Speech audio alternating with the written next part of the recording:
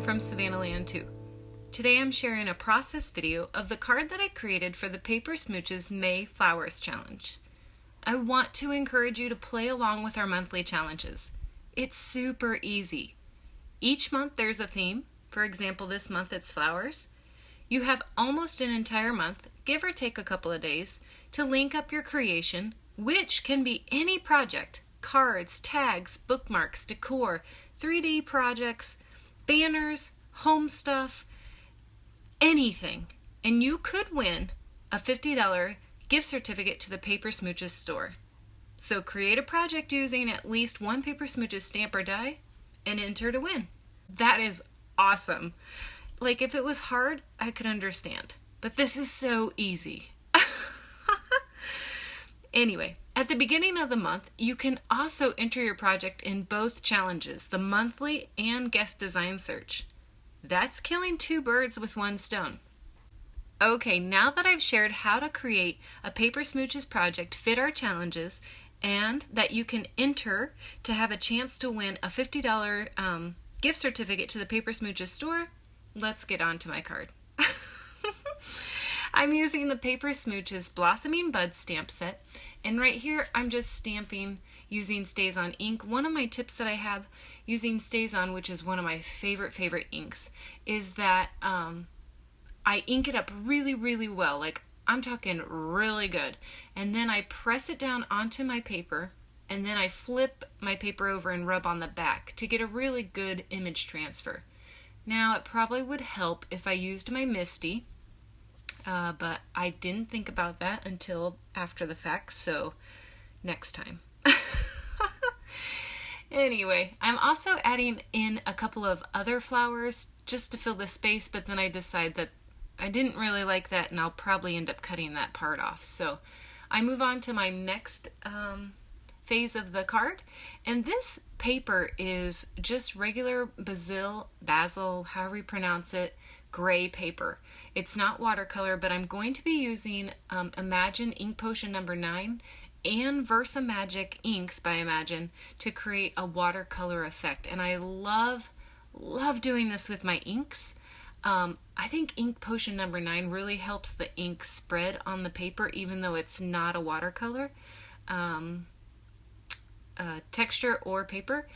And another tip I have for this is that when you use non-watercolor paper, start with a light amount of ink. How would I say that? A light amount of ink. And what you'll see me do is heat set the ink in between almost every layer. And I think that really helps it from not warping. I know a lot of people tape their papers down and whatever, and I probably should too, but I'm too lazy, and most of the time I ruin my project because the tape is too sticky or whatever. So I don't. But anyway, I use 8 Imagine inks for this, and I start with very muted colors, and then I add and it really builds the color up. They're still very muted and pastel-like, and I really like that. But anyway, enough about that. So here I pull out some creative medium from Imagine. It's pink iridescent, and I mix it with some of the watercolor inks. And I test it down in the corner because I know I'm going to cut that off, and I really like how that looks, so I pull more creative medium out. I get a ton of ink into my brush. Then I realize I don't have enough ink, so I try and figure out which ink I used for the flowers. And I place it down on my acrylic block. That's another tip I have for you. I'm sure you've seen me do this, but I always put my inks that I'm going to have for watercolor on an acrylic block. So I mix my creative medium with the ink, and then I add it to my flowers with a very thin layer using my brush. Now, creative medium is just like that embossing paste. You really want to wash out your brush in between so it doesn't stick to it and make it hard. And that's what I've done each time I change colors or when I'm thinking about what I'm doing. I add the creative medium mixture to the center of the flowers and to a couple of the pink ones. I just wanted a little bit of texture. I use 2 layers with my brush, and then I pull out my palette knife from Imagine and I scrape a little bit on to make it more of a 3D look. I think it really adds to this card because I wanted it subtle yet attractive. That was a little doodle stick by Imagine Craft, and I absolutely love it because I have used it for almost every project. Anytime I have ink that goes the wrong way, or like here I had the creative medium go outside of the line or where I didn't want it, and I just scoop it right up with that. Right here I had a little issue. Honestly, I probably had 12 bloopers in this video. That's why I'm doing a voiceover. But the camcorder literally stopped recording and I didn't understand why, and it was because I forgot to delete the other videos. What are you gonna do? So I apologize for that. You didn't miss much. I was just cleaning up my acrylic block.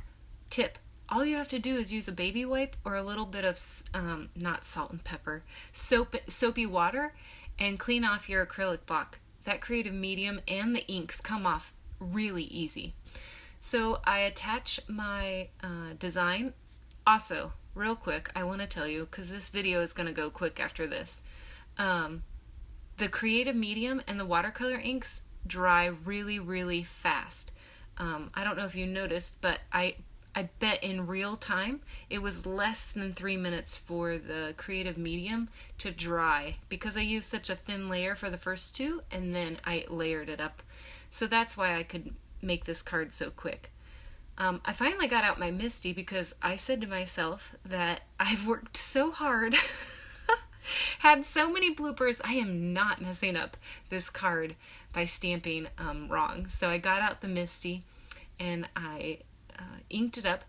I don't know what it is about me and the Misty, but twice here I got ink onto the Misty screen or top piece or whatever you want to call it. But anyway, I must overpress or something. But anyway, one thing I like to do with my Misty is put my stamps down, press it onto the top, and then hold it up so I can see if I like where it's located. It's a really easy 2-second thing. See right there, I just got ink on it and I said I'm not messing this card up, so I cleaned it off. Anyway, I like to hold it up and it's really easy to do, to check to make sure things are straight and stuff like that. However, another blooper, I didn't make the day sediment straight. Don't look at that. And whoever receives this, don't look at that. One of my favorite things to do at the end is just add a bit of Pico Embellisher to little dots around the card or in the flowers, and it just adds more dimension. And really, that's the end of the card. I mean, wasn't that quick? Couple of tips, couple of ideas, and there you have it. I cut off that bottom. I don't know if you saw that, but anyway. I hope that you have enjoyed watching this process video and that you are inspired to join in the fun with the Paper Smooches monthly challenges. Please leave a comment below with a link to one of your creations or link up to our Inspired by Virtual Smooches post. I'd love to check out your project. Thanks so much for watching.